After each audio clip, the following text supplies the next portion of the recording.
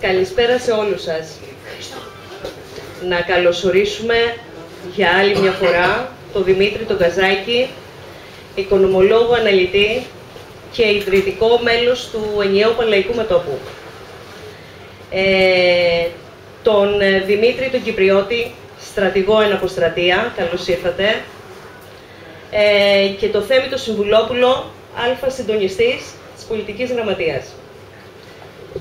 Να ευχαριστήσουμε και εσάς που αποδεχτήκατε την πρόσκλησή μας. Είναι πολύ σημαντικό για το ΕΠΑΜ να ενημερώνει όσο γίνεται περισσότερο κόσμο από την ώρα που τα μέσα μαζικής διαφθοράς προσπαθούν με κάθε τρόπο να θάψουν την πραγματικότητα και να βγάλουν προς τα έξω την αλήθεια. Η αλήθεια είναι ότι υπάρχει λύση. Υπάρχει λύση με ολοκληρωμένο σχέδιο για έξοδο από την κρίση που βρίσκεται αυτή τη στιγμή η χώρα μας. Δεν θα σας κουράσω εγώ, είναι πολύ πιο σημαντικό να ακούσουμε τους καλεσμένους μας. Ευχαριστούμε πολύ.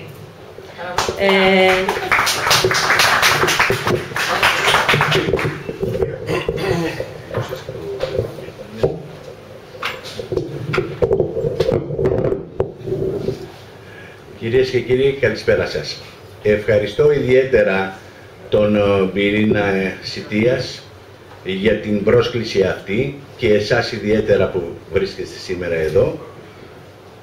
Και για μένα είναι η δεύτερη φορά που βρίσκομαι σε αυτό το μέρος και είναι ιδιαίτερα σημαντικό το γεγονός ότι σήμερα βλέπουμε νέα πρόσωπα, πολύ περισσότερα από την πρώτη επίσκεψη την οποία είχαμε κάνει. Αναλογιζόμενοι και το χρονικό πότε ακριβώς γίνεται δηλαδή αυτή η συνάντηση, έχει ιδιαίτερη σημασία η παρουσία σας εδώ. Σημαίνει ότι η φωνή του ΕΠΑΜ κάτι αρχίζει να λέει. Είναι γεγονός ότι βρισκόμαστε πολύ κοντά στις τελευταίες εκλογές, από τις τελευταίες εκλογές.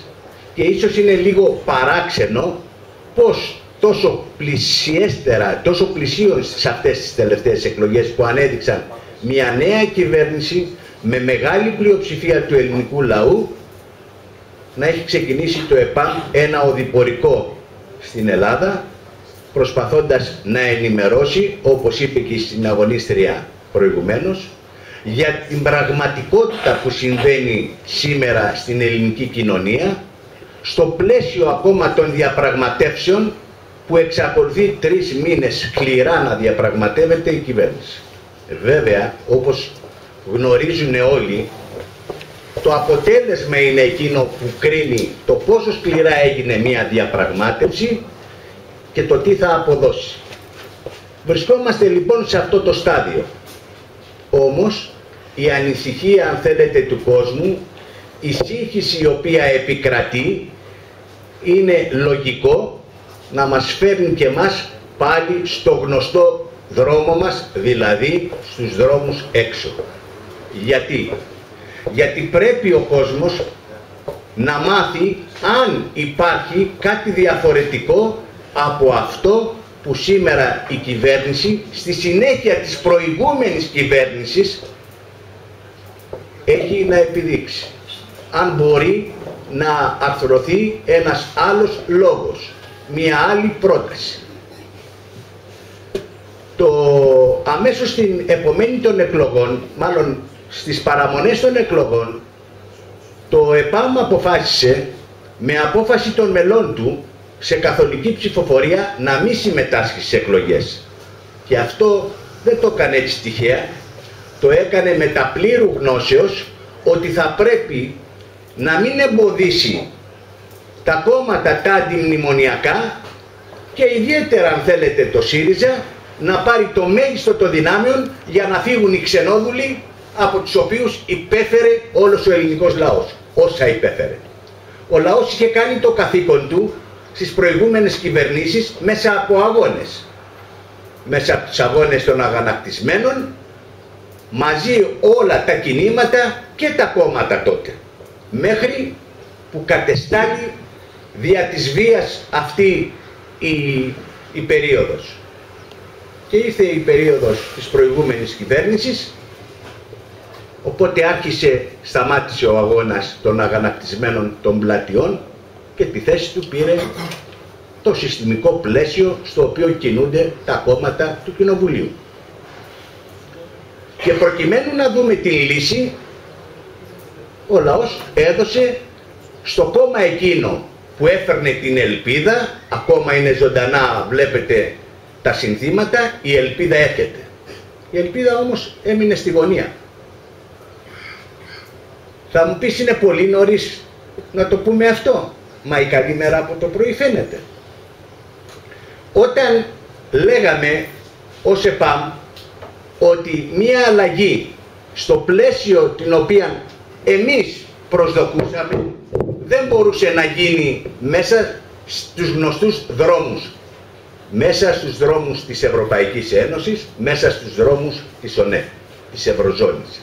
Άρα πρεσβεύαμε και εξακολουθούμε να πρεσβεύουμε ένα άλλο πλαίσιο, έναν άλλο δρόμο έξω από τον μονόδρομο που τελικά όλο το Κοινοβούλιο, με εξαίρεση αν θέλετε το Κομμουνιστικό Κόμμα, βεβαίως για τους λόγους τους δικούς του παραμένει στήρο σε ορισμένα θέματα, ουδής άλλος λέει. Και αυτός είναι ο λόγος και της σημερινής μας, αν θέλετε, συνάντησης εδώ. Να ακουστεί αυτός ο άλλος δρόμος.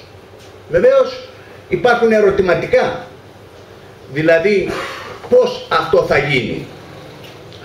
Το πώς θα γίνει απαιτεί τη συγκρότηση, αν θέλετε, ενός οργανωμένου συνόλου. Θέλουμε να πιστεύουμε ότι οι 120 οργανώσεις που έχουμε απλώσει σε όλη την Ελλάδα έχουν το οργανικό εκείνο στοιχείο. Έχουμε εκείνα τα στελέχη τα οποία μπορούν να μπουν μπροστά σε αυτόν τον αγώνα μαζί με τους πολίτες για να φέρουν αυτό το πολυπόθητο μήνυμα, να το μετουσιώσουν σε πράξη. Ένα μήνυμα πραγματικής αλλαγής. Έχουμε τον επικεφαλής αρχηγό μας, τον ιδρυτή του κινήματος, που μπορεί να οδηγήσει με πίστη, με αφοσίωση και με σωστά βήματα όλη αυτή την κίνηση. Και κυρίως τον λαό που πρέπει να συστρατευτεί, γιατί χωρίς τον λαό τίποτα δεν μπορεί να γίνει. Αυτό το είδαμε και από τις αρχές αυτές της κυβέρνησης, που καλούσε τον λαό να συμπαραταχθεί μαζί της στην αρχή των διαπραγματεύσεων. Και είμαστε από τις πρώτες δυνάμεις που βρεθήκαμε στο Σύνταγμα και πάλι και είπαμε μαζί με τους υπόλοιπους, κανένα βήμα πίσω, τίποτα, όρθιοι εδώ. Δυστυχώς όμως τα μηνύματα δεν είναι καλά.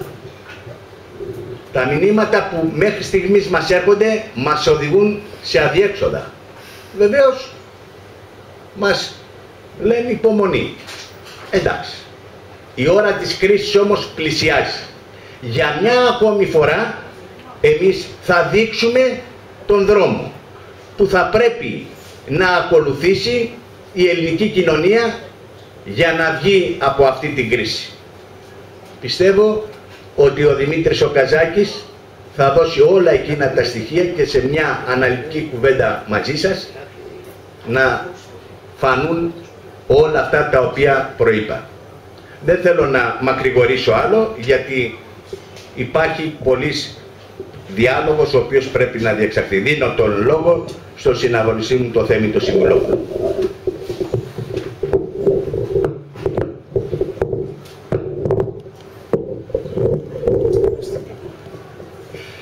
Λοιπόν, καλησπέρα και από μένα.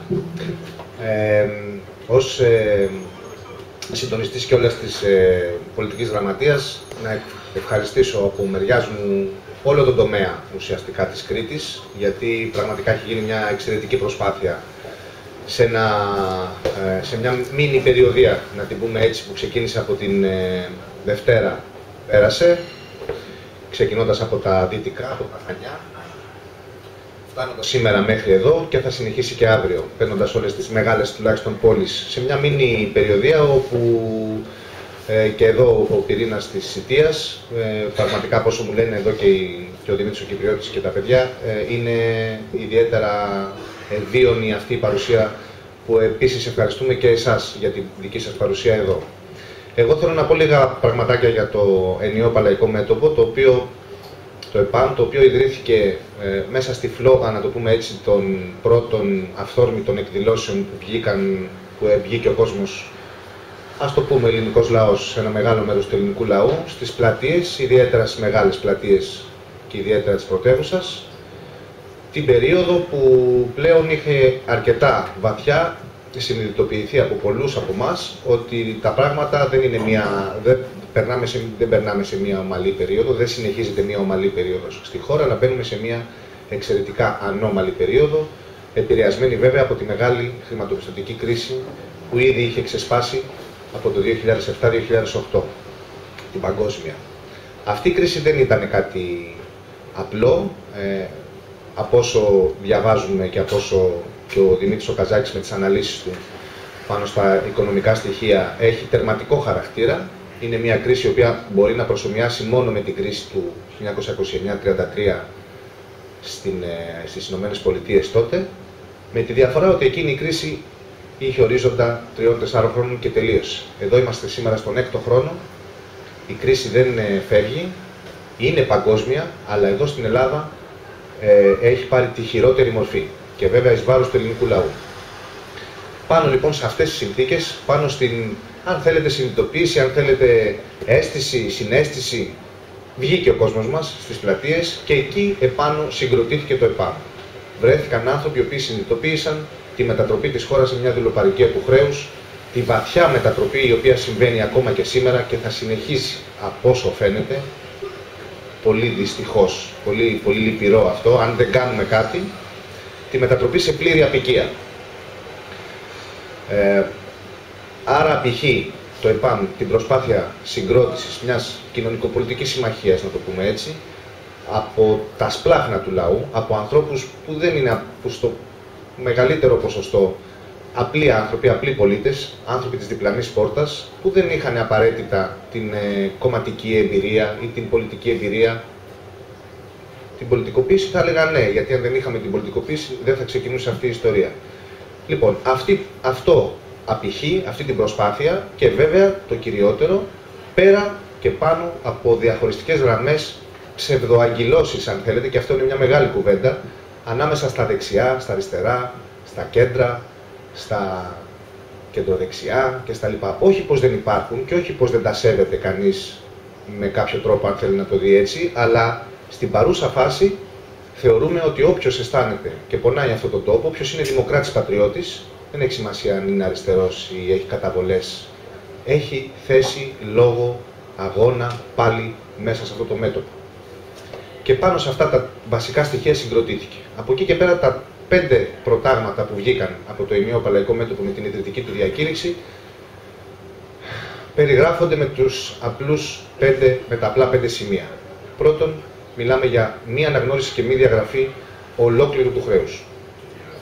Συγγνώμη, και διαγραφή είναι. Μη αναγνώριση και διαγραφή του χρέους. Ως παράνομο, καταχρηστικό, υπάρχουν πολλοί τρόποι να το αποδείξει κανείς, με νομικοπολιτικούς όρους τεκμηριωμένα. Θα τα δούμε και αργότερα και με τον Δημήτρη τον Καζάκη αυτά.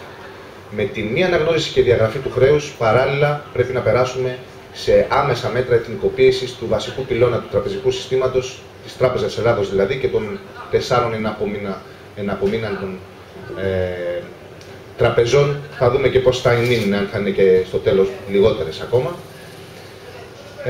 Αυτό ταυτόχρονα, αναγκαστικά μάλλον, οδηγεί σε ρήξη με την Ευρωπαϊκή Ένωση και την Ευρωζώνη. Άρα σημαίνει ότι πρέπει να δούμε πλέον πάρα πολύ σοβαρά την υιοθέτηση ενός νέου εθνικού κρατικού νομίσματος, μιας νέας δραχμής με πιο απλά λόγια. Τέταρτο σημείο, την απόδοση δικαιοσύνης σε αυτόν τον τόπο, διότι δεν γίνεται αυτή τη στιγμή σε αυτό το ελληνικό κοινοβούλιο άνθρωποι που λαιλάτισαν αυτή τη χώρα, που οδήγησαν ανθρώπους σε αυτοκτονία, σε μετανάστευση, εξωτερική και εσωτερική, σε κλείσιμο σχολείων, νοσοκομείων. Μην τα συζητάμε, πάνω κάτω εντάξει, εδώ στην επαρχία μπορεί να είναι λίγο διαφορετικά τα πράγματα, αλλά όλοι ξέρουν τι συμβαίνει, ειδικά στα μεγάλα αστικά κέντρα. Δεν μπορούν αυτοί οι άνθρωποι λοιπόν να βρίσκονται αυτή τη στιγμή μέσα σε ένα κοινοβούλιο και να συνομιλούν με τη νέα κυβέρνηση, να συνομιλούν με τον ελληνικό λαό και να συνεχίζουν να παίζουν ρόλο στα πράγματα, με ό,τι συμφέροντα εξυπηρετούν. Αυτοί οι άνθρωποι πρέπει να δικαστούν. Κάποια στιγμή σε αυτόν τον τόπο πρέπει να υπάρξει δικαιοσύνη. Πρέπει να κάτσουν σε ένα εδόλιο και να αποφασίσει η δικαιοσύνη ο ίδιος ο λαός πώς θέλει να τους αντιμετωπίσει. Δεν γίνεται ο κύριος Παπανδρέου να συνομιλεί αυτή τη στιγμή κρυφά και φανερά με τον κύριο Τσίπρα, στο Μέγαρο Μαξίμου ή αλλού. Δεν γίνεται ο κύριος Βενιζέλος να μας κουνάει το δάχτυλο από τον κύριο Χατζηνικολάου, προασπίζοντας το PSI ή οτιδήποτε άλλο. Πρέπει να τα δούμε πολύ σοβαρά αυτά τα πράγματα. Και πέμπτον, ένα νέο σύνταγμα. Ένα νέο σύνταγμα για να κατοχυρώσει τη δημοκρατία, να θεμελιώσει τη δημοκρατία, την εθνική ανεξαρτησία, τη λαϊκή κυριαρχία σε αυτόν τον τόπο. Γιατί το πιο βασικό στοιχείο δεν είναι το ότι χάνουμε τις δουλειές μας, κοπήκανε οι μισθοί, συνεχίζουν να κόβονται και όλα αυτά τα οποία σαφώς είναι, πώς το λένε, σαφώς είναι πολιτικές οι οποίες κατακεραυνώνουν. Αλλά το βασικό είναι ότι στις 5 Μαΐου του 2010 η Δανειακή Σύμβαση, η οποία υπέγραψε η τότε κυβέρνηση, εκχώρησε την ασυλία αυτής της χώρας λόγω άσκησης εθνικής κυριαρχίας. Άρθρο 14, παράγραφος 5.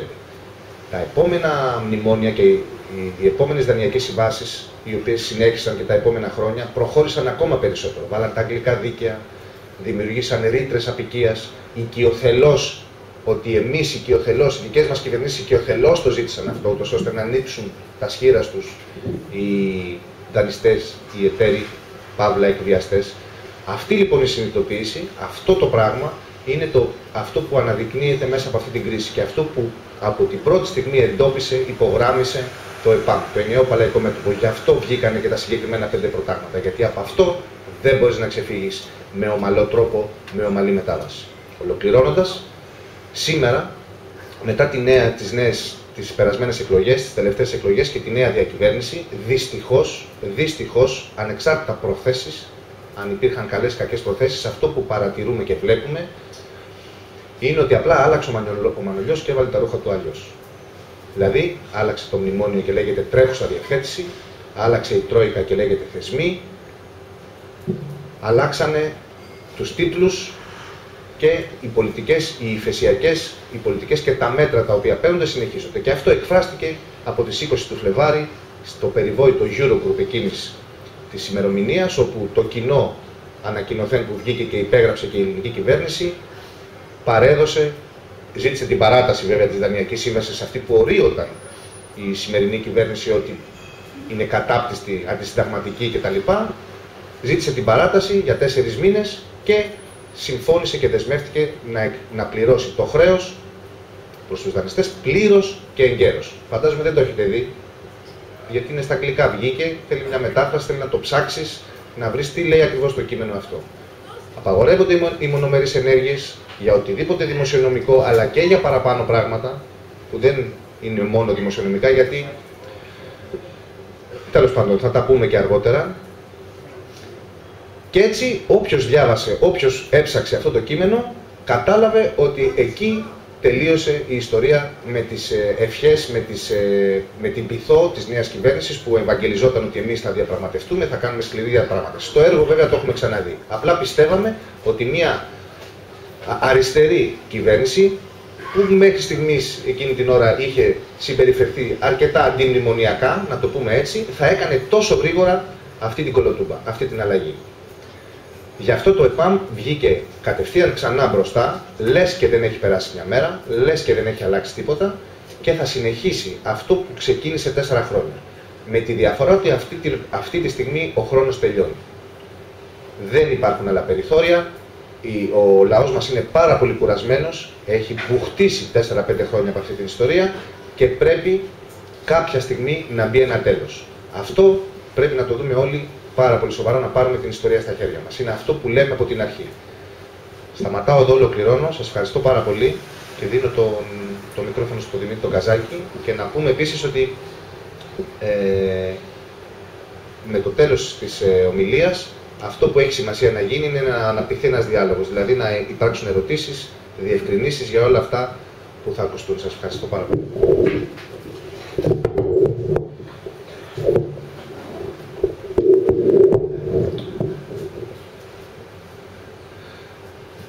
Και εγώ ευχαριστώ. Υπάρχει ένα πρόβλημα φραγγίτητας λόγω του οδηπορικού που ακολουθώ τις τελευταίες μέρες. Ήταν ο Βαρδάρης, Θεσσαλονίκη, κλειστός χώρος, πάρα πολλοί κόσμος, 4 ώρες, οπότε υπήρξε αυτό το πρόβλημα, το καταπολεμούμε, γι' αυτό και λιγάκι δεν θα έχω τη συνήθη ζωντάνια, να το πούμε έτσι, που με χαρακτηρίζει μερικές φορές. Απλά τι θα ήθελα να πω, ξεκινώντας την τοποθέτηση αυτή. Για μένα, από την αρχή αυτής της κρίσης, έγινε μια τεράστια προσπάθεια να γίνει πολιτικός διάλογος. Να γίνει πολιτικός διάλογος έστω μέσα στους χώρους των αντιμνημονιακών πολιτικών δυνάμεων. Τέτοιος πολιτικός διάλογος δεν έγινε ποτέ. Γιατί έπρεπε να γίνει πολιτικός διάλογος? Γιατί απέναντι στις διαθέσεις, διαμαρτυρίες, προβληματισμούς του ελληνικού λαού, από την πρώτη στιγμή που τον οδήγησαν στα μνημόνια και στις δανειακές συμβάσεις, υπήρχε μια οργανωμένη επίθεση που προσπαθούσε να τον πείσει ότι πρώτον, από τη στιγμή που έχει δανειστεί, δεν έχει κανένα δικαίωμα. Το μόνο δικαίωμα που έχει είναι οι υποχρεώσεις που του επιβάλλουν οι δανειστές, τίποτα άλλο. Δεύτερο, ότι εφόσον η χώρα του είναι δανεισμένη ή έχει μεγάλο δημόσιο χρέος, το οποίο αδυνατεί να πληρώσει, τότε δεν μπορεί παρά να μπει σε διαδικασία εκαθάρισης, όπως γίνεται με έναν νοικοκυριό που χρωστάει μια επιχείρηση. Και όλα αυτά με κανέναν τρόπο δεν πρέπει να αμφισβητήσουν το υπάρχον πλαίσιο που είναι Ευρωζώνη, Ευρώ, Ευρωπαϊκή Ένωση. Διότι, όπως μας έλεγε ο κ. Βαρουφάκης τώρα τελευταία, το άλλο και παλιά, δεν είναι και το καινούριο, λέει θα επιθυμούσε η Ελλάδα να μην είχε μπει ποτέ στην Ευρωζώνη, αλλά τώρα, κατά τη γνώμη μου, μια τέτοια τοποθέτηση είναι, πώς να το πούμε, το απόγειο της προσωπικής και συλλογικής αποτυχίας. Γιατί δεν είναι δυνατόν να εκτιμάς ότι μια κατάσταση είναι αδιέξοδη και να θεωρείς ότι δεν μπορεί να αντιμετωπιστεί. Είναι αδιανόητο αυτό το πράγμα. Ωραία. Λοιπόν, γι' αυτό θα πρέπει να γίνει ένας πολιτικός διάλογος. Θα γίνει ένας πολιτικός διάλογος, να αναμετρηθούν επιχειρήματα, να ακουστούν απόψεις, προβληματισμοί, τεκμηριωμένες απόψεις ενδεχομένως, να μάθει ο κόσμος αυτό ή τουλάχιστον να γίνει κοινωνός ο κόσμος ενός προβληματισμού που προσπαθούσε ή τουλάχιστον θα τον βοηθούσε να δει και την κατάσταση με διαφορετικό μάτι.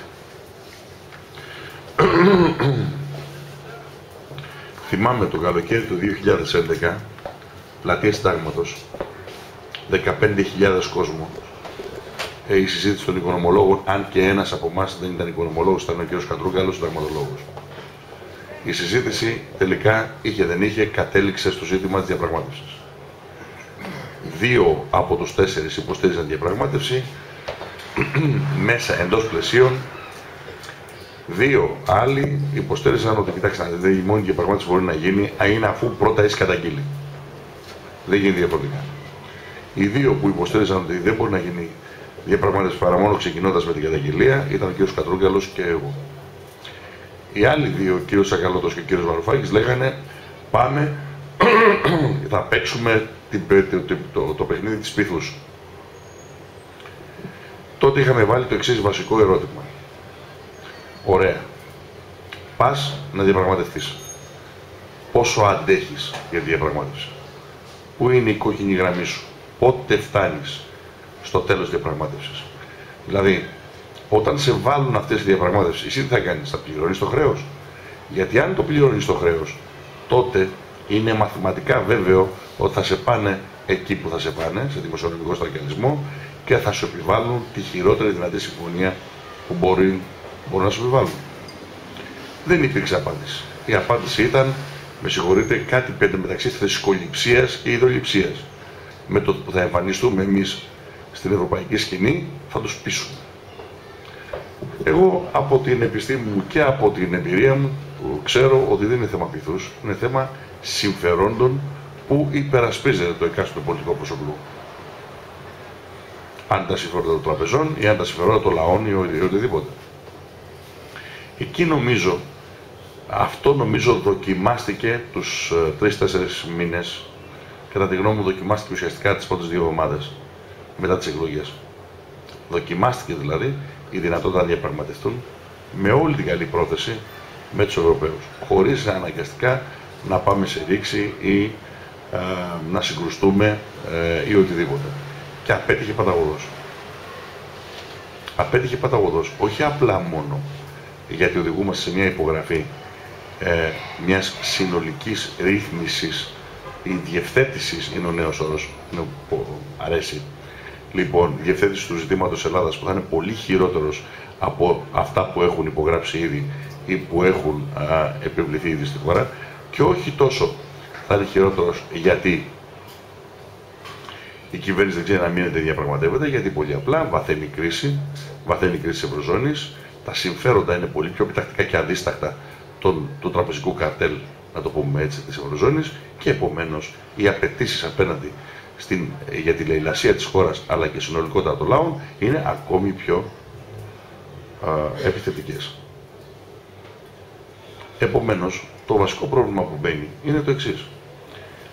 Δοκιμάστηκαν όλα τα μοντέλα διαχείρισης και οι λογικές, κατά τη γνώμη μου, αυταπάτες, ότι μπορείς να διαπραγματευτείς διατηρώντας το συγκεκριμένο πλαίσιο. Αποδείχτηκε αυτό που βεβαίως κατά τη γνώμη μου ο κοινός νους μπορεί να το καταλάβει, ότι είναι αδύνατο να διαπραγματευτείς όταν όλα τα ατούτα έχει ο αντίπαλος σου. Δεν γίνεται. Παρ' όλα αυτά, στην προσπάθειά μας να βοηθήσουμε και την κυβέρνηση να κινηθεί, έστω να πάρει λίγο χρόνο παραπάνω, για να δούμε πώς μπορεί, μήπως όντως αυτό που λέει ισχύει, δηλαδή ότι πιάστηκαν ανέτοιμοι ή οτιδήποτε. Τους είπαμε στις 26 του μηνός και νομίζω και νωρίτερα είχαμε διαπιστώσει 2 πράγματα. Πρώτον, εκεί που θα χτυπούσαν οι δανειστές είναι πρώτον στις τράπεζες και δεύτερον στο δημοσιονομικό, στο ταμείο, αν έχει λεφτά το ταμείο. Ξέραμε ότι το ταμείο είναι άδειο. Το ξέραμε, και όποιος λέει ότι δεν το ξέραμε είναι ψεύτης. Το ξέραμε από τις αρχές του καλοκαιριού του 2014. Χρησιμοποιείται το ΕΣΠΑ. Χρησιμοποιούνται όλα τα χρήματα του ελληνικού δημοσίου, τα ρευστά διαθέσιμα, προκειμένου να εμφανιστεί ότι η χώρα, παρά και ενάντια του γεγονότος ότι δεν δίνονται οι δόσεις από το ευρωσύστημα, από τον ευρωμηχανισμό διάσωσης, προχωράει με λογική success story, θα θυμόμαστε αυτά, του κυρίου Σαμάρα. Εν τω μεταξύ, ο κύριος Σαμάρας αποχαρακτήρισε η κυβέρνησή του πάνω από το 80% των έργων ΕΣΠΑ, προκειμένου τα χρήματα αυτά να χρησιμοποιηθούν για την πληρωμή των δόσεων του χρέους, με φυσικά έγκριση των Ευρωπαίων δανειστών. Την ίδια ώρα πήρε τα πάρα πολλά ρευστά διαθέσιμα. Το δημόσιο πρωτογενές πλεόνασμα δεν υπάρχει, ούτε στο όνειρό τους δεν υπήρξε. Το ταμιακό έλλειμμα της κυβέρνησης είναι πάνω από 1.600 που παρέδωσε η μία κυβέρνηση στην άλλη, και βεβαίως όλα αυτά τα ξέραμε από πριν. Τα ξέραμε. Και την τακτική τους και τα ξέραμε όλα. Άρα σε 2 θα σε χτυπήσουν. Στις τράπεζες, γιατί οι τράπεζες είναι κουφάρια και επιβιώνουν μόνο με τις ενέσεις από το ευρωσύστημα, και στο ταμείο. Εμείς ξέρουμε ότι δεν υπάρχει τρόπος να βγεις από αυτό το τούνελ ή το αδιέξοδο εάν δεν την έχεις την μπάγκα στον αέρα. Δεν γίνεται. Ωστόσο, να δώσουμε περιθώρια, να δώσουμε δημιουργικές προτάσεις, κανένα πρόβλημα. Καθίσαμε λοιπόν και είδαμε το εξής. Ότι για να διευκολύνουν το Σαμαρά και το Βενιζέλο, το ΔΝΤ έσπασε τμηματικά τις δόσεις που θα έπρεπε να καταθέσει η ελληνική κυβέρνηση σε κομμάτια. Αυτά που πληρώνει τώρα, που πλήρωνε η νέα κυβέρνηση προς το ΔΝΤ από την αρχή. Αυτό ήταν ουσιαστικά 2 δόσεις μέσα στο καλοκαίρι που έπρεπε να δοθούν. έσπασαν τιμματικά, έτσι ώστε αυτές να μεταφερθούν για να πληρωθούν από τη νέα κυβέρνηση. Το δεύτερο μεγάλο κομμάτι χρέους που υπήρχε ήταν η Ευρωπαϊκή Κεντρική Τράπεζα, που τώρα μέχρι το τέλος του Μάη πρέπει να πληρώσουμε, είναι πάνω από 1,2 δις και βεβαίως θα συνεχίσει. Τι το ιδιαίτερο έχουν αυτά τα δύο κομμάτια χρέους? Το πρώτο κομμάτι χρέους, που είναι το ΔΝΤ, πρώτον, εδώ μιλάμε για αντικαταστατική ενέργεια του ΔΝΤ απέναντι σε κράτος μέλος. Δηλαδή τι έκανε? Μυστική διευθέτηση με την κυβέρνηση για μεταφορά δανείου προς τα πίσω. Αν δείτε, περίπου 3 μήνες, 90 μέρες. Από τότε που θα πρέπει να έχει πληρωθεί κανονικά και πώς το σπάσανε να το πάνε προς τα πίσω. Δεύτερο, τα ομόλογα που έπρεπε να πληρώσουμε μέχρι τον Ιούλιο στην Ευρωπαϊκή Κεντρική Τράπεζα, μέχρι τον Ιούνιο, τέλος Ιουνίου, είναι διακρατούμενα ομόλογα. Είναι ομόλογα δηλαδή αυτά που τα έχει αγοράσει η Παρά στην δευτερογενή αγορά και τα κονομάει χοντρά η Ευρωπαϊκή Κεντρική Τράπεζα, αναγκάζοντας την Ελλάδα να την πληρώσει full value, ονομαστική αξία, πλήρη ονομαστική αξία. Άρα,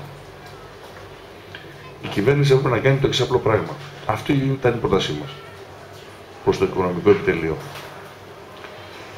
Πρώτον, να ανακοινώσει, ξεκινώντας τις διαπραγματεύσεις της, ότι αναστολή πληρωμής των δύο αυτών μέχρι τον Ιούνιο-Ιούλιο να καταλήξουμε κάπου. Αναστολή πληρωμής. Τι θα συνέβαινε? Απολύτως τίποτα. Το ΔΝΤ θα το κατάπινε, δεν θα έλεγε απολύτως τίποτα, διότι με βάση το καταστατικό του έχει δικαίωμα ένα κράτος να αργήσει την πληρωμή μιας δόσης 90 ημέρες. 3 μήνες. Οι οίκοι ανοχής, όπως χαρακτηρίζω εγώ, δηλαδή οι οίκοι πιστοληπτικής ικανότητας των αγορών, έχουν ομολογήσει τώρα πλέον ότι ούτε καν θα υποβάθμισαν την Ελλάδα σε default. Όχι πως σημαίνει τίποτα βέβαια στην πράξη, μια χώρα που έτσι ή αλλιώς δεν δανείζεται από τις αγορές. Αλλά ούτε καν αυτό. Το είπε η Moody's, το είπε η Standard & Poor's, το είπε και η Fitch, βεβαίως κατόπιν εορτής. Τώρα. Δεύτερον, τι θα γινόταν με την Ευρωπαϊκή Κεντρική? Τίποτα. Αναγκαστικά η τράπεζα θα κρατούσε, η Ευρωπαϊκή Κεντρική Τράπεζα θα κρατούσε, δεν είναι σε θέση να δημιουργήσει πιστωτικό γεγονός στην Ελλάδα, δεν της επιτρέπεται κιόλας, αλλά επιπλέον θα υπάρξει σοβαρό πλήγμα και στο ίδιο το ευρώ και η κυβέρνηση δικαιολογημένα θα πει: εγώ δεν πληρώνω μέχρι να καταλήξουμε κάπου, αδερφέ. Αναστολή πληρωμών λέγεται. Αυτό. Λοιπόν, αυτό τι θα πετύχαινε? Θα πετύχαινε να μην έχει τον βρόχο, να αρπάξω τα ταμεία και τα ταμιακά διαθέσιμα από τα νοσοκομεία, από αυτό που έκανε δηλαδή, προκειμένου να πληρώσει τους δανειστές. Και να μην την οδηγεί σε δημοσιονομικό στραγγαλισμό. Για να πετύχει αυτό που ήθελε να πετύχει. Εμείς δεν ξέρουμε τι ήθελε να πετύχει, τουλάχιστον τότε. Αλλά να διευκολύνουμε. Δεύτερον, προς τις τράπεζες. Τι κάνεις με τις τράπεζες για να μην σου παίξει το παιχνίδι ο Ντράγκη, αυτό το παιχνίδι που παίχτηκε. Σου απαγορεύω να αγοράζεις έντοκα γραμμάτια του δημοσίου, άρα δεν μπορούσε η κυβέρνηση να κυκλώσει τα έντοκα γραμμάτια, εάν δεν συμφωνείς εκεί που θέλω και κάτι πολύ απλό. Βάζεις σε εκαθάριση ενεργητικών τις συστημικές τράπεζες. Και όχι απλά σε εκαθάριση ενεργητικών. Βάζεις μέσα εισαγγελείς, δημόσιους εκαθαριστές, όχι BlackRock, βάλε τον Αλκαπόνε να μας πει τι είναι στις τράπεζες, και υπό τον έλεγχο του Κοινοβουλίου να γίνει δημόσια εκαθάριση. Στη δημόσια εκαθάριση συμβαίνουν τα εξής καταπληκτικά. Πρώτον, μαθαίνουμε τα θαλασσοδάνεια. Και άρα το τι παιχνίδι έχει παιχτεί με αυτή την κυκλοφορία χρήματος, η οποία είναι εξωφρενική. Εξωφρενική. Να σας πω ένα στοιχείο του τελευταίου τετραμήνου. Πόσοι από εμάς γνωρίζουμε ότι η νέα κυβέρνηση με ειδική της υπογραφή και εγγύησης, γενικά είναι αυτό παρατοπίμη, δηλαδή με εγγύηση του Έλληνα φορολογούμενου, επέτρεψε συστημικές τράπεζες να δανειστούν εκ νέου, να εκδώσουν δηλαδή, ομολογιακά δάνεια 43,8 δισεκατομμύρια μέσα στο πρώτο τετράμινο του 2015. Και επιπλέον την ίδια ακριβώς εποχή επέτρεψε πάλι να δανειστεί το τραπεζικό σύστημα, οι συστημικές τράπεζες, κατά κύριο λόγο, από τον κύριο Τράγκη, από το ευρωσύστημα, άλλα 63 δισεκατομμύρια ευρώ. 43 και 63, 106. Τα 106 δισεκατομμύρια πού χρειάζονται στις τράπεζες? Θα μας απαντήσει κανένας ποτέ. Γιατί εάν πούμε ότι πάνε να καλύψουν το κενό που άφησε οι καταθέσεις, όντως φύγανε 30 δισεκατομμύρια, τουλάχιστον αυτά είναι επίσημα στοιχεία της Τραπέζης Ελλάδος, σε καταθέσεις κυρίως προθεσμιακές. Ωραία, 30 δισεκατομμύρια να κάλυψαν τις καταθέσεις που φύγανε. Τα υπόλοιπα 70, πού πήγαν? Πάντως σε δάνεια δεν πήγαν. Τα δάνεια συρρυκνώνονται συνέχεια. Σε ποια άλλη δραστηριότητα έχει? Οι δραστηριότητες έχουν επεκτατικές οι τράπεζες ώστε να χρειάζονται 70 δισεκατομμύρια. Γιατί δεν κάνουμε έναν έλεγχο των τραπεζών, να ξέρουμε τι γίνεται, που πάνε τα λεφτά αυτά? Γιατί ξέρετε τι φωνάζει η αγορά? Και η αγορά γενικά ξέρει. Πρώτον, παίζονται χοντρά παιχνίδια με τις τραπεζικές μετοχές στο χρηματιστήριο και οι ίδιες τράπεζες παίζουν χοντρά παιχνίδια με τα ελληνικά ομόλογα. Αυτά που βλέπουμε τα σκαμπανεβάσματα, που είναι δισεκατομμύρια, έτσι, δεν μιλάμε για αστεία. Χοντρά κέρδη για τους τραπεζίτες. Με δικά μας λεφτά. Γιατί είναι δικά μας τα λεφτά αυτά. Εμείς τα εγγυόμαστε. Εάν δεν μπορεί να πληρώσει μια τράπεζα, εμείς θα πληρώσουμε. Εντάξει. Με εγγύηση τον Έλληνα φορολογούμενο, αυτοί δανείζονται κατά το δοκούν, χωρίς να ξέρει κανένας τι θα κάνουν τα χρήματα, και βεβαίως πηγαίνουμε από τον κάκο στο γιατί να συμβαίνει αυτό. Εκαθάριση. Και εφόσον εκεί θα δεις τις σχέσεις και του κύριου Ντράγκη με τα σκάνδαλα, τα τραπεζικά και τις ιστορίες και τα αυτά, θα έχεις και ένα ακόμη πάτημα να πιέσεις. Έτσι δεν είναι? Και φυσικά θα αποκαλυφθεί και ποια είναι η πραγματική θέση του τραπεζικού μας συστήματος και δεν θα χρειαζόμαστε τα δισεκατομμύρια της αρκούδας, θα είναι πιο φυσιολογικά τα πράγματα. Έτσι. Δυστυχώς δεν εισακούστηκαν οι προτάσεις αυτές. Εγώ δεν θέλω να πω γιατί. Μπορεί να είναι... Ακούσαμε σε δημόσιες δηλώσεις ότι αυτά τα πράγματα δεν γίνονται, δεν μπορούμε να μην πληρώσουμε το ΔΕΛΤΑ. Δεν μας εξήγησε κανένας. Ο κ. Βαρουφάκης θα άκουσα να λέει ότι δεν θα είμαστε η πρώτη χώρα που δεν θα πληρώσει το ΔΕΛΤΑ. Δεν μας εξήγησε ο κ. Βαρουφάκης γιατί καλύπτει τον κ. Σαμαρά που έκανε αυτή την τράπα των 3 μηνών με το ΔΕΛΤΑ. Δεν μας εξήγησε επίσης γιατί 17 χώρες έχουν αρνηθεί να πληρώσουν το ΔΕΛΤΑ κάτω από διάφορες συνθήκες. Είτε γιατί κατάρρευσαν, είτε γιατί άλλαξαν κυβερνήσεις, είτε για οτιδήποτε άλλο.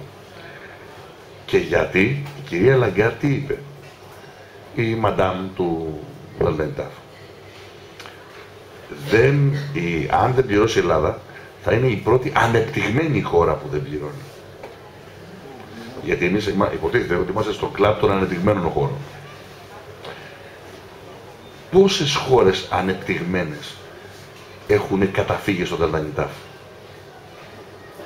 Ουδέμια. Όχι. Δεν έχει καταφύγει στο ΔΕΛΤΑ. Ποτέ. Μόνο η Βρετανία επί κυβέρνηση Wilson.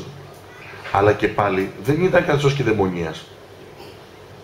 Όπως είναι αυτό. Δηλαδή τα conditionalities δεν είχαν ακόμη εφαρμοστεί στα πλαίσια του ΔΕΛΤΑ. Άρα τι πάει να πει αυτό? Σημαίνει ότι πάρα πολλές χώρες δεν πληρώνουν το ΔΕΛΤΑ. Δεν αυτό ακούγεται, διότι δεν υπάρχει πρόβλεψη να κηρύξει πτώχευση μια χώρα η οποία δεν πληρώνει το ΔΕΛΤΑ. Συνήθως το ΔΕΛΤΑ δεν το ανακοινώνει καν για να μην τρωθεί ως θεσμός, ως δανειστής έσχατης ανάγκης. Και δεύτερον, αυτό που κάνει συνήθως είναι αυτό που έκανε τώρα στην κυβέρνηση. Όταν είδε ότι δεν μπορεί να πληρώσει, έβαλε μπρος τον ειδικό μηχανισμό που λέγεται expedience mechanism και δίνει άμεσα χρήματα για να σε διευκολύνει να πληρώσεις. Τα 650 εκατομμύρια δεν βρεθήκαν τυχαία στην Τράπεζα της Ελλάδος, ούτε κατά λάθος τα ξέχασε το ΔΕΛΤΑ. Ξέρετε, είχε πολλά να μαζέψει, ξέχασε και 650 εκατομμύρια. Όχι.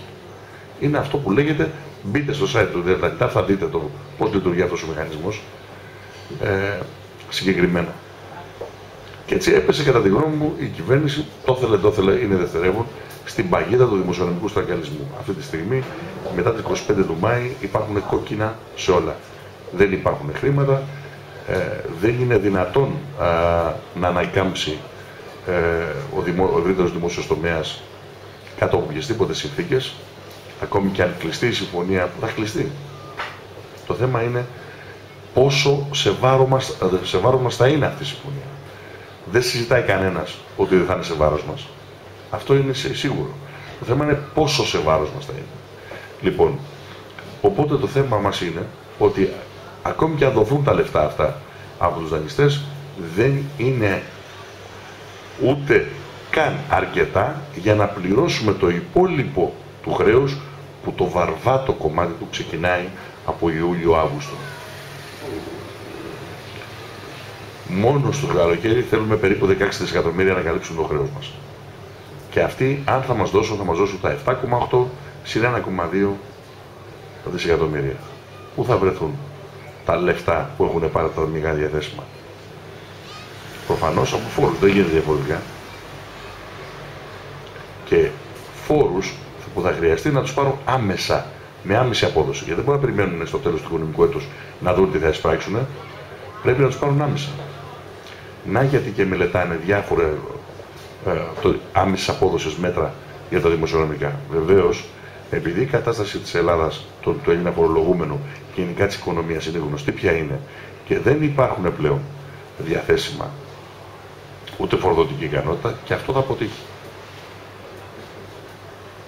Και θα μας πάνε μετά στην άλλη συμφωνία πακέτο, την οποία την ετοιμάζανε και με τους προηγούμενους, αλλά οι προηγούμενοι δεν είχαν το πολιτικό κεφάλαιο για να την υπογράψουν, και ήρθε αυτή η κυβέρνηση και μεθοδεύτηκε από τους Ευρωπαίους ώστε να μπορεί να την υπογράψει, ώστε, όπως λέει ο κύριος Σόιμπλε, και το παραλαμβάνει σε τακτά χρονικά διαστήματα, να εισπράξει το πολιτικό κόστος η σημερινή κυβέρνηση.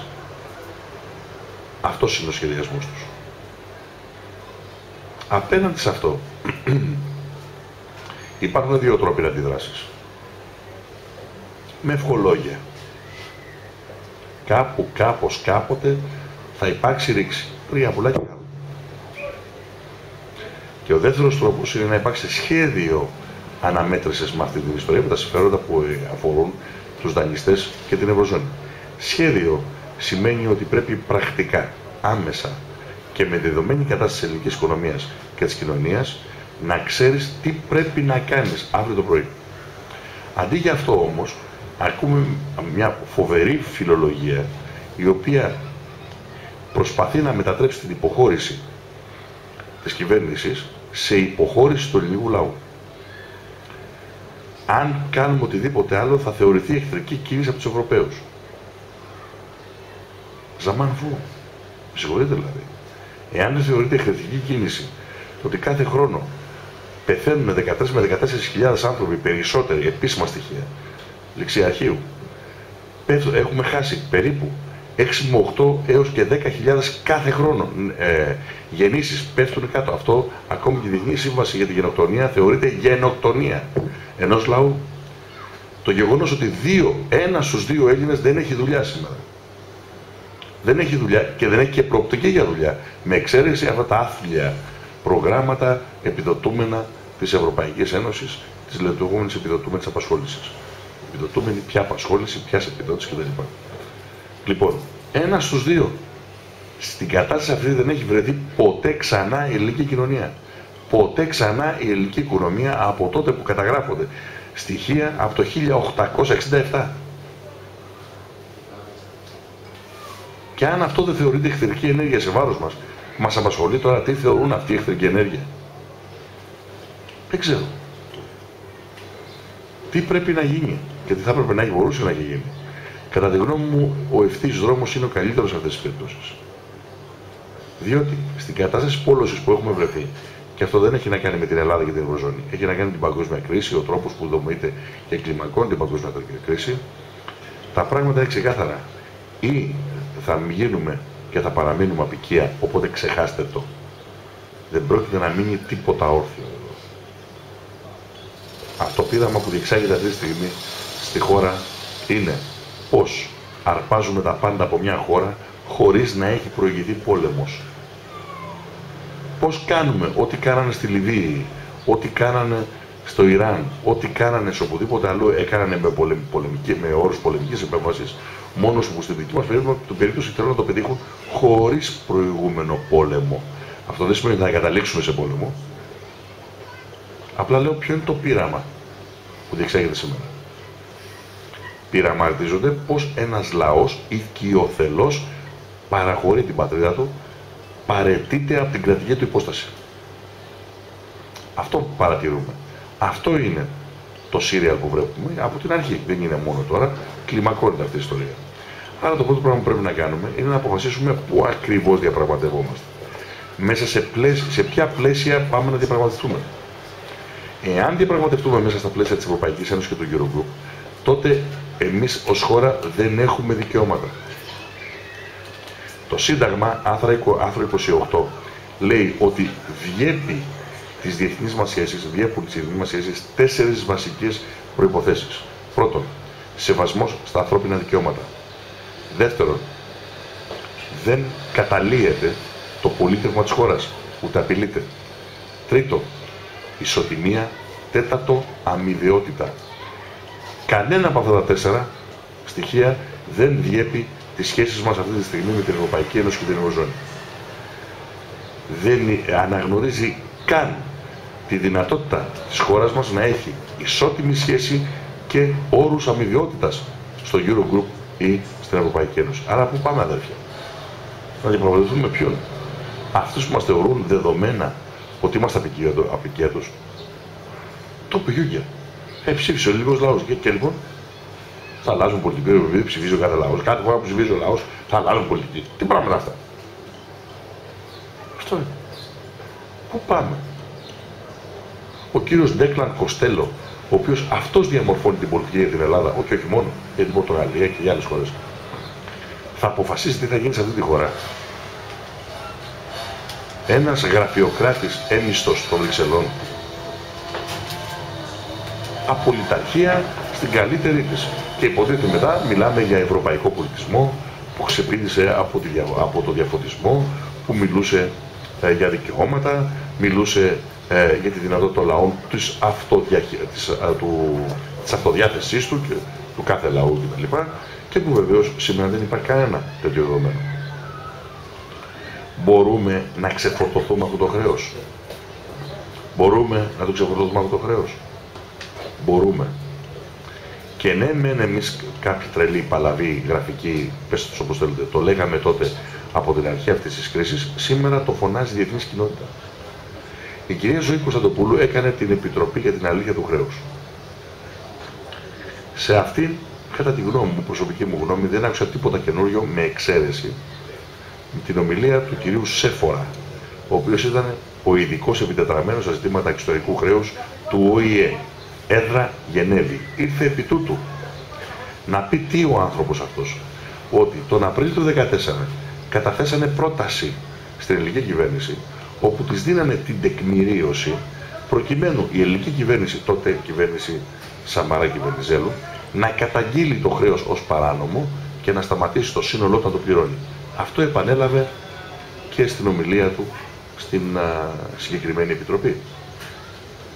Υπάρχουν εκθέσεις των διεθνών οργανισμών, μέχρι και ο ΩΣΑ. Εδώ βγήκε μέχρι και ο οίκος Ρότσχιλντ και λέει τι κάνουν οι Έλληνες. Έχουν ανεχτεί την καταπάτηση ακόμη και του ευρωπαϊκού δικαίου σε βάρος τους. Λοιπόν, άρα αυτό που θα έπρεπε εγώ και που θα περίμενα και που βεβαίως όχι μόνο θα χειροκροτούσα, αλλά θα πέθαινα υπερασπιζόμενος, είναι να βλέπα τον Πρωθυπουργό της νέας κατάστασης να πηγαίνει στη Νέα Υόρκη αντί να συχνοτίζεται στις πρωτεύουσες των Βρυξελών και της Βερολίνου, στη Νέα Υόρκη και από το βήμα της Γενικής Συνέλευσης να ανακοινώνει ότι το χρέος για αυτούς και αυτούς τους λόγους, με όλα τα επιχειρήματα νομικοπολιτικά, αναφορά στο διεθνές δικαίου, σε εκθέσεις των διεθνών οργανισμών, είναι παράνομο και σταματάμε να το πληρώνουμε. Όποιος έχει διαφορετική γνώμη, βεβαίως ας πάει στα διεθνή δικαστήρια προσέξτε, όχι στο ευρωπαϊκό, στα διεθνή δικαστήρια, γιατί αυτή είναι διεθνής υπόθεση, έτσι, να βρει το δίκαιο του, αν έχει δίκιο. Απλά να σας πω ότι τα διεθνή δικαστήρια ασχολούνται ακόμη με την υπόθεση, ασχολούνται τώρα, εντάξει, είναι κάτι μεταξύ σοβαρού και αστείου, με την υπόθεση της φούσας του Μισισιπί, 1680. Ασχολούνται ακόμη να βρουν ποιος πρέπει να πληρώσει τα ομόλογα του 1680 περίπου εκεί, όπου με το ο Εδουάρδος Λό, με το Δελφίνο Φίλιππο της Ορλεάνης στη Γαλλία, στήσανε την ιστορία της φούσας του Μισισιπί και κάποιοι χάσανε λεφτά, κυρίως αριστοκράτες. Αυτοί συνεχίζουν την ιστορία τώρα στα διεθνή δικαστήρια. Βεβαίως η Γαλλία της εποχής δεν υφίσταται, έτσι. Ο Μισισιπής της εποχής δεν υφίσταται, είναι οι ΗΠΑ. Αυτοί όμως πηγαίνουν στα δικαστήρια να πάνε να βρουν, έχουν φτιάξει μια ειδική επιτροπή στη Γενέβη και πάνε από καιρούς καιρών και ενοχλούν τους δικαστές του διαπραγματεύουν. Αντίστοιχο θα γίνει και με την Ελλάδα. Άστος, να το ψάχνω το θέμα. Δεν υπάρχει, αφήστε που δεν πρόκειται να κινηθεί, γιατί το σύνολο της διεθνούς κοινότητας έχει γνωμοδοτήσει ήδη σε βάρος τους.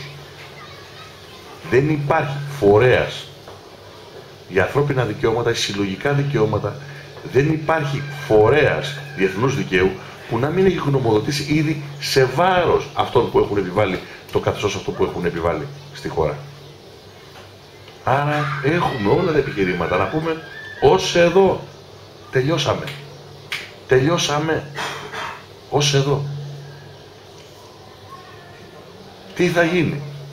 Δεν πρόκειται να μας δανείσουν οι διεθνείς αγορές. Μακάρι. Μακάρι. Αυτό είναι η επιδίωξη. Να μην ξαναχρειαστεί στοχογλύφους. Να μην χρειαστεί το κράτος σου να βγει να δανειστεί από τοκογλύφους. Γιατί οι αγορές είναι κερδοσκόποι τοκογλύφοι. Παίζουνε με αυτά την ιστορία αυτή. Άρα ο στόχος σου να μην ξαναδανειστείς.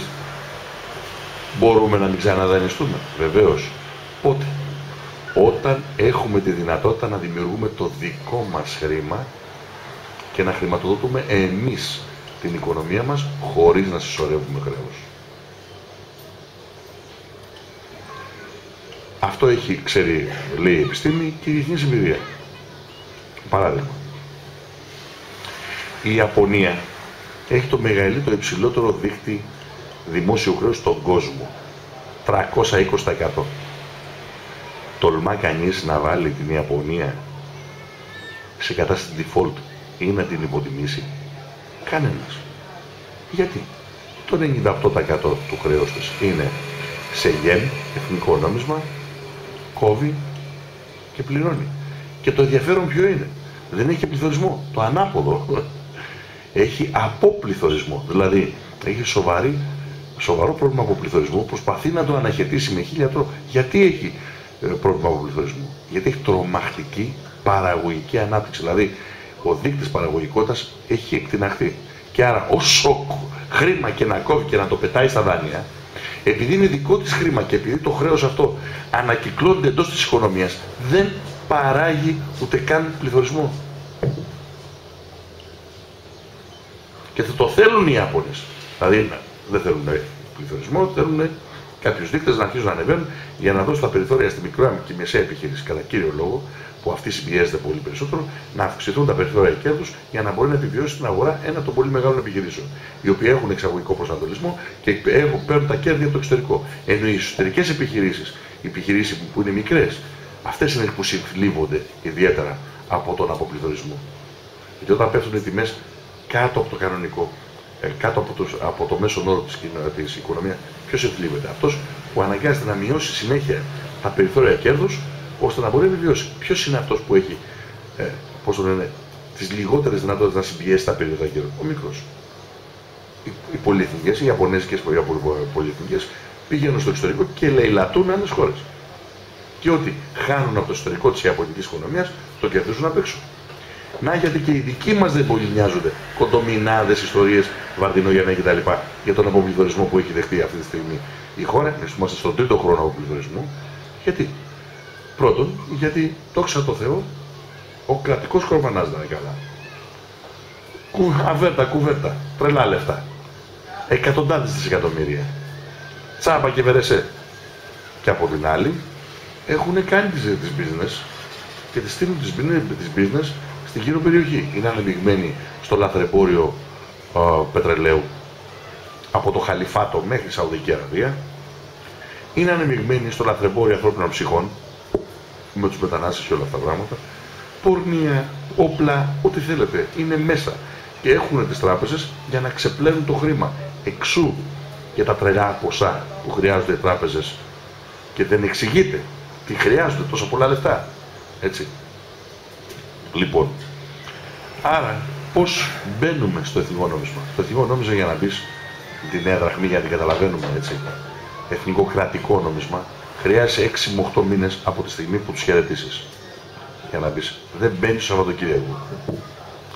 Λοιπόν, αλλά αυτό το διάστημα που μέχρι να μπεις να μπορείς να κόψεις δηλαδή δικό σου νόμισμα, είναι ευλογία, δεν είναι καταστροφή. Σου δίνει τη δυνατότητα να δώσεις μια ισχυρή όθηση στην οικονομία σου, έτσι ώστε όταν μπεις στο καινούριο σου νόμισμα, το καινούριο νόμισμα να μην δεχτεί εξωτερικές πιέσεις τέτοιες, ώστε να το κάνουν υποτιμήσιμο νόμισμα.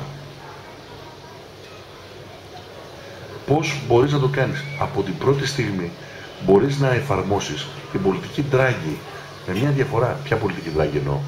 Αυτό που κάνει για τις τράπεζες. Τι κάνει ο κ. Ντράγκη για τις τράπεζες? Τι ανακοίνωσε τώρα? Ότι θα επιμείνει στην πολιτική ποσοτικής χαλάρωσης του 1,1 τρισεκατομμύρια ευρώ προς τις τράπεζες.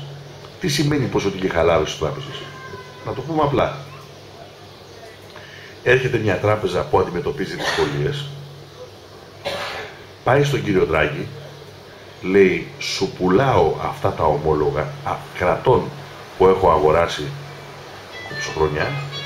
Ο Ντράγκη της δίνει έναντι αυτών των ομολόγων λεφτά και τα λεφτά αυτά τα μεταπουλά στην αγορά με συγκεκριμένα επιτόκια. Έτσι λειτουργεί το ευρώ. Το ευρώ είναι ένα νόμισμα από το πουθενά. Ένα χρεόγραφο το λένε οι οικονομολόγοι. Ουσιαστικά δεν είναι καν νόμισμα. Είναι χρεόγραφο. Το χρεόγραφο αυτό το δημιουργεί η Κεντρική Τράπεζα στη Φραγκφούρτη από το τίποτα. Βασίζεται, μπείτε στο site και θα δείτε τι λέει. Είναι νόμισμα που στηρίζεται στην προσφορά και συζήτηση. Δηλαδή, προσφορά και συζήτηση τι σημαίνει? Οι τράπεζες ζητάνε το χρήμα, το κόβει ο Ντράγκη. Τι σημαίνει κόβει? Σημαίνει δίνει εντολή στους υπολογιστές και πατάνε μηδενικά. Και αυτό το παραχωρεί στις τράπεζες. Αυτό το τίποτα στο πουλάνε μετά οι τράπεζες με επιτόκια. Από εκεί δανείζονται όλοι. Κράτη, επιχειρήσεις, νοικοκυριά. Η μεγαλύτερη απάτη όλων των εποχών. Και η πιο ασφαλής. Διότι σου πουλάνε αέρα με επιτόκιο. Δεν ρισκάρουνε τίποτα. Εγώ λέω το εξής. Αντί να πουλάμε αέρα ή να μας πουλάνε αέρα, να δημιουργήσουμε το χρήμα αυτό και να το δώσουμε εκεί που πραγματικά υπάρχει ανάγκη στην οικονομία μας. Πώς το δημιουργείς? Παίρνοντας την Τράπεζα της Ελλάδος και κάνοντας την κρατικό ίδρυμα που δεν είναι σήμερα. Έτσι μπορείς να δημιουργήσεις και ταυτόχρονα βάζοντας σε καθάριση τις υπόλοιπες συστημικές τράπεζες, μπορείς να δημιουργήσεις αυτό το χρήμα με ηλεκτρονικό τρόπο. Τι σημαίνει αυτό? Σημαίνει ότι σε κάθε δικαιούχο εισοδήματος πιστώνει το κράτος στον λογαριασμό του το ποσό εκείνο που χρειάζεται για να είναι πάνω από το όριο φτώχειας. Γιατί να το κάνει αυτό? Δεν είναι μόνο για όλους τους κοινωνικές δικαιοσύνης, που το αυτονόητο, έτσι, να σταματήσει αυτή η κατρακύλα. Επίσημα έχουμε 1.200.000 νοικοκυριά που είναι κάτω από το όριο φτώχειας σήμερα. Είναι τα επίσημα στοιχεία της Ελστάτ αυτά. Γεωργίου Πεκίνου. Καταλαβαίνετε ποια είναι η πραγματικότητα, πολύ χειρότερη. Αλλά λέω αυτά τα δεδομένα έχω. Έτσι.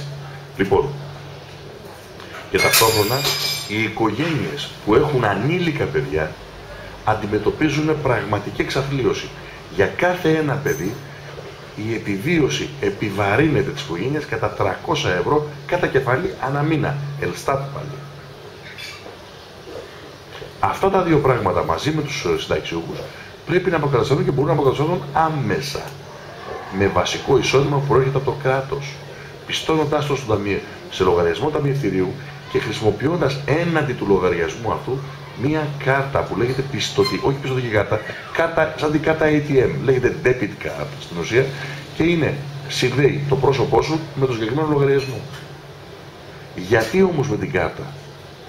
Γιατί στην πρώτη φάση που δεν θα έχουμε μπει στο εθνικό νόμισμα, θα πρέπει να είμαστε περιορισμένοι να χρησιμοποιήσουμε τα 27 δισεκατομμύρια περίπου χαρτονομίσματα που έχει η χώρα αυτή τη στιγμή. Το ευρώ που έχει αυτή τη στιγμή, που κυκλοφορεί, που έχουμε στις τσέπες μας και κατά κύριο λόγο έχουν στα θησαυροφυλάκια τους οι συστημικές τράπεζες, τα χαρτονομίσματα.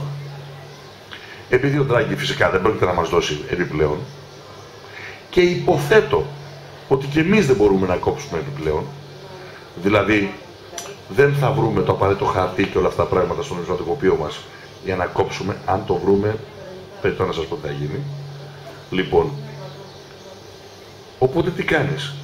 Κρατάς το αποσυρμένο χαρτονόμισμα που το έχουν κάνει ήδη οι τράπεζες για να στηρίξουν τις δικές τους ανάγκες βεβαίως, το κρατάς ως συναλλαγματικό απόθεμα της κεντρικής σου τράπεζας, της νέας κεντρικής σου τράπεζας.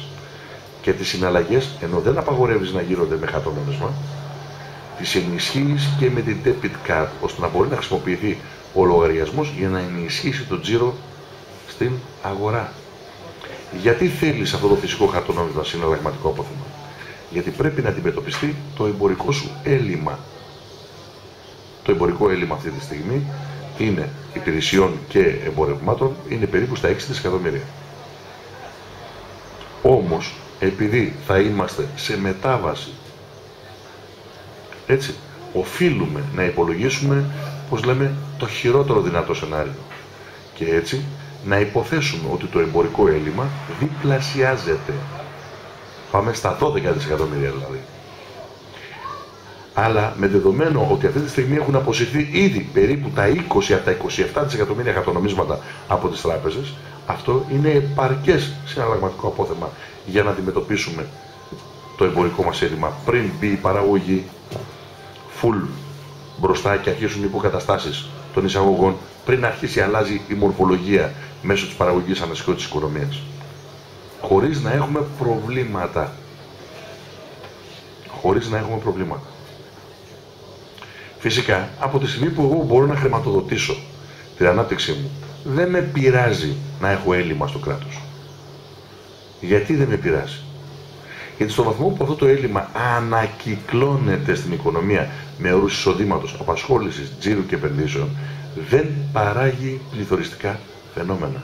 Σας είπα προηγουμένως για την Ιαπωνία. Θα μπορούσαμε να λέγαμε πάρα πολλά παραδείγματα. Άμα αυξάνει η παραγωγή, το εισόδημα, θέσεις απασχόλησης και επενδύση, δεν παράγεται με τίποτα πληθωρισμός. Με τίποτα. Πάμε τώρα να δούμε ποια θα είναι η δυσκολία. Και επιπλέον, φανταστείτε ότι σε αυτό το πράγμα μπορώ να χρηματοδοτήσω ό,τι ακριβώς χρειάζομαι. Δηλαδή, φανταστείτε ότι αυτή τη στιγμή δεν φανταστείτε, αυτό είναι πραγματικό νούμερο. Για να πάμε σε εξισορρόπηση της καταστροφής που έχει υποστεί η ελληνική οικονομία τα προηγούμενα 6 χρόνια, δηλαδή να αντιστρέψουμε τους όρους αποεπένδυσης που έχουν γίνει, που λένε οι οικονομολόγοι, θέλουμε 60 δισεκατομμύρια επενδύσεις στον πρώτο χρόνο. Ποιος θα το σηκώσει αυτό? Μόνο ο δημόσιος τομέας, δεν μπορεί να είναι κανένας άλλος. Και μάλιστα αποκαθιστώντας υποδομές, προχωρώντας στις υποδομές, μπαίνοντας χοντρά δηλαδή στο παιχνίδι των παραγωγικών υποδομών, που σήμερα βέβαιως έχουν τελείως ξεφτυλιστεί ή έχουν καταστραφεί ολοκληρωτικά. Άλλωστε, ό,τι έχει απομείνει το πουλάμε. Περιφερειακά αεροδρόμια, λιμάνια, παραλία, ό,τι μπορεί να φανταστείτε. Λοιπόν, το πραγματικό πρόβλημα ποιο θα είναι στη μετάβαση? Μιλάμε για τη μετάβαση πάντα. Το μόνο πρόβλημα που θα υπάρξει, είναι σοβαρό γιατί θέλει χρόνο και ανάλογες συμμαχίες, είναι ο βιομηχανικός εξοπλισμός. Η χώρα λαιλατήθηκε άγρια τα τελευταία 11 χρόνια σε επίπεδο βιομηχανικού εξοπλισμού. Οι βιομηχανίες που κλείσανε, πουλήσανε ή πουλήθηκαν όλος ο εξοπλισμός τους σκραπ στο εξωτερικό. Το ίδιο με τις λεγόμενες τεχνικές εταιρείες, χωματουργικά μηχανήματα, οδοποιητικά μηχανήματα. Πουλήθηκαν τα πάντα έξω. Το ίδιο και ο βιοτεχνικός εξοπλισμός. Αυτός ο εξοπλισμός, ή τουλάχιστον μέρος αυτού του εξοπλισμού, θα το χρειαστούμε να το ξανααγοράσουμε για να βάλουμε μπρος τη βιοτεχνία και τη βιομηχανία. Και αυτό θα πάρει χρόνο.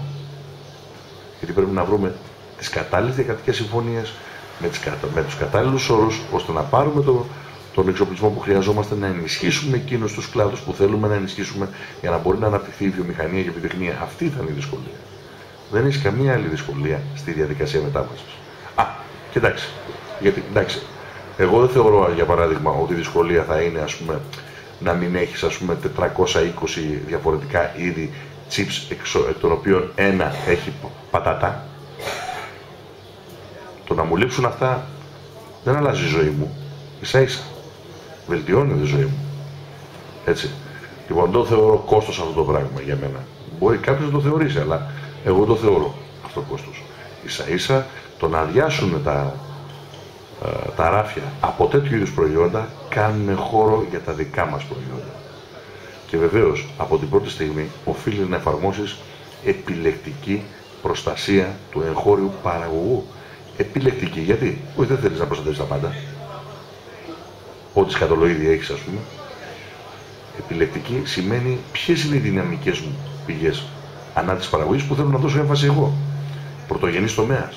Αν είναι δυνατόν, αν δεν μπορεί αυτός να είναι η λοκομοτίβα μου στην ανάπτυξη που λέμε για ατμομηχανή, ποιος είναι πρωτογενής? Αγροτική παραγωγή, έτσι, με ό,τι αυτό συνεπάγεται. Αν η Ελλάδα δεν έχει αυτό σαν ατμομηχανή, πού πάμε ρε παιδιά? Δηλαδή, παλαβό πράγμα, έτσι. Επίσης, τι σημαίνει αυτό? Σημαίνει πρακτικά ότι οποιαδήποτε παραγωγή έχω εγώ, δεν επιτρέπω κανενός είδους εισαγωγή αντίστοιχων προϊόντων μέχρι να εξαντληθεί η παραγωγή αυτή. Το κάνουν πάρα πολλές χώρες στον κόσμο. Βεβαίως δεν μας το επιτρέπουν να το κάνουμε μέσα στην Ευρωζώνη. Αν και οι βόρειες χώρες έχουν επιβάλει διαμέσου της Ευρωπαϊκής Επιτροπής ειδικό προστατευτικό καθεστώς για τα δικά τους προϊόντα ή μέρος των δικών τους προϊόντων, όπως είναι τιμές κατοφλίου για το βόηο κρέας, οπότε να μας αναγκάζουν εμάς, τους νότιους, να αγοράζουμε από αυτούς το βόηο κρέας και όχι για παράδειγμα από την Αργεντινή. Όχι, πολύ καλύτερο και και πολύ πιο φθηνό. Για τα δικά μας δε προϊόντα, όχι βέβαια, θα φέρουμε το Μαρόκο. Γιατί από την Ελλάδα? Έτσι. Και όχι μόνο στα αγροτικά, σε οτιδήποτε. Επιπλέον, δεν μπορεί, ακόμη και όταν τελειώσει η παραγωγή, δεν επιτρέπεται να εισαχθεί οτιδήποτε, δεν έχει τουλάχιστον την υψηλότερη αξία ποιότητας που έχει η δική μου παραγωγή. Και τότε είναι πραγματικά ανταγωνιστικές οι τιμές. Τότε να δούμε σε τι τιμές θα πουλούνται αυτά τα προϊόντα. Όχι να μου φέρεις λεμόνι από την Αργεντινή, το οποίο είναι κατά 70% χημικά συντηρητικά, για να μπορώ να το φέρω σε κοντέινερ από την Αργεντινή, και το δικό μου λεμόνι να μένει επάνω στα δέντρα. Φέρτο στην ποιότητα και στις κατάστασεις που εγώ έχω τη δική μου αγροτική παραγωγή και φέρτο. Και τότε θα δούμε συγκρίσιμη τιμή. Αυτό να δώσει και δίκαιο και το κίνητρο στο δικό μου παραγωγό να αυξήσει την ποιότητα, να αυξήσει την παραγωγή, ώστε να αποκλείει τα προϊόντα. Αυτή η πολιτική δεν απαγορεύεται ούτε καν από το Παγκόσμιο Οργανισμό Εμπορίου. Μπορούμε να το εφαρμόσουμε. Πολιτική θέληση να υπάρχει. Βούληση και το πότε ποιο θέλω να ενισχύσω. Από εκεί και πέρα μπορούμε να αρχίσουμε να δούμε ένα σχέδιο παραγωγικής ανασυγκρότησης. Πού θέλω να επενδύσω κατά κύριο λόγο. Τι θέλω να αναπτύξω ακριβώς. Έτσι ώστε να είναι ισόρροπη η ανάπτυξη και να παράξω απασχόληση πραγματικά και μια ευημερούσα χώρα. Εμείς δεν καιγόμαστε να κερδίσουμε τα μερίδια στις διεθνείς αγορές. Προσωπικά δεν με καίει κάτι τέτοιο. Εμένα με ενδιαφέρει να μπορώ να παράξω έτσι ώστε να έχω συνεχή δυναμική ανάπτυξη με βασικό δείκτη την παραγωγικότητα της εργασίας και όχι το ΑΕΠ. Την παραγωγικότητα της εργασίας, γιατί αυτό μου προσφέρει τη δυνατότητα πρώτον να αναπτύσσω την παραγωγή με όρους τεχνολογίας εφαρμογής, νέες ιδέες και κοινοτομίες, και την ίδια ώρα όσο αυξάνεται η παραγωγικότητα της εργασίας, τόσο μπορώ να πετυχαίνω χαμηλότερες τιμές και υψηλότερες αμοιβές για τους συντελεστές παραγωγής και ιδιαίτερα για την ζωντανή εργασία. Γι' αυτό για μένα κομβικό είναι η παραγωγικότητα και όχι η αύξηση του ΑΕΠ. Η αύξηση του ΑΕΠ μπορεί να την πετύχει με οίκους ανοχής. Στήσε 3.000 οίκους ανοχής, θα σου πω εγώ για πότε έχουμε άνω το ΑΕΠ. Και υπάρχουν χώρες που στηρίζουν σε αυτού του τύπου την ανάπτυξη τη χώρα τους. Η Ταϊλάνδη, πριν οδηγηθεί στον εμφύλιο το τελευταίο, είχε 17,5% κάθε χρόνο.